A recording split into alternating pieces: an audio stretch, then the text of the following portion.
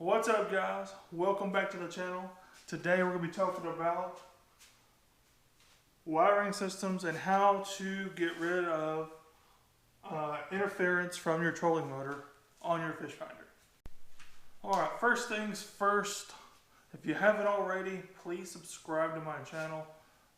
It'll help me out a bunch. I'm trying to grow and it'll keep me doing videos like this for you guys. So, getting back to it, trolling motor.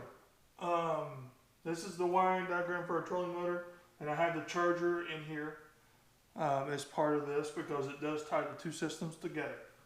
So trolling motor, we have a 24 volt trolling motor here is the way I drew it. I could have done it the simpler 12 volt, but I drew it like it is on mine.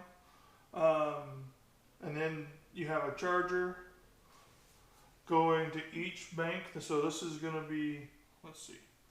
This is bank 1, this is bank 2, and this will be bank 3 with the fish finder, and this also is considered your cranking battery as well. So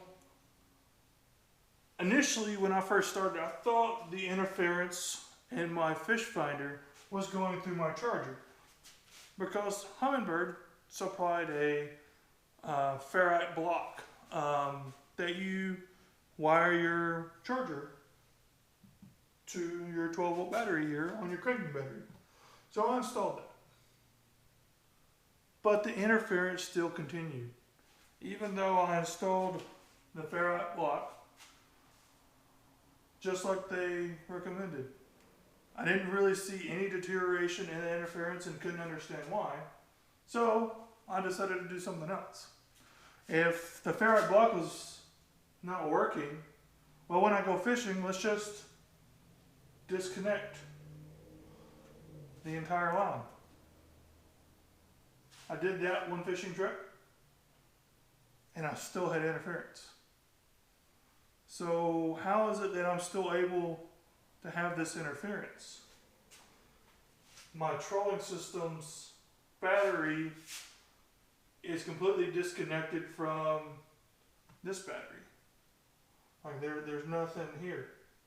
Well, what I found is even if you do disconnect this, there's still potential for interference between your actual motor and your transducer on your fish finder. Electromagnetic interference between the motor and your transducer is going to cause interference in your graphs. Well, how do you solve that? Well, it's really hard to solve. If it was easy, they would have already done it. The best thing I've seen is having further distance between the motor and your transducer, like installing a spacer block. I have not done that. I just live with the interference now, and I just know that it's going to be there every time I step on the trolling motor.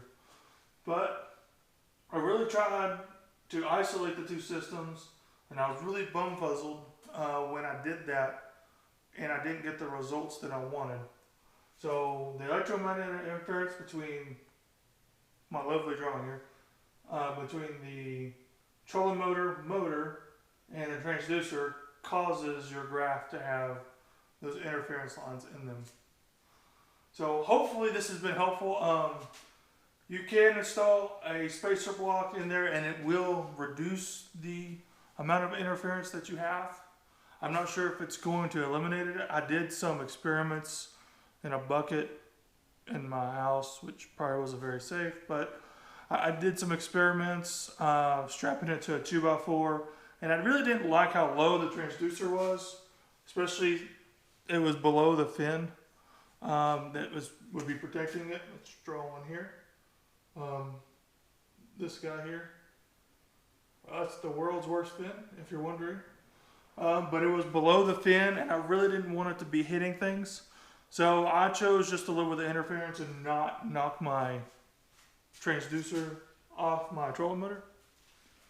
Thank you guys for watching. Hopefully this helps explain where the interference is coming from on your fish finders. It is not coming from the electrical system on your trolling motor. It is coming from the electromagnetic interference from the motor itself and the transducer. Thank you guys for watching. And until next time, get out there and go catch us some fish.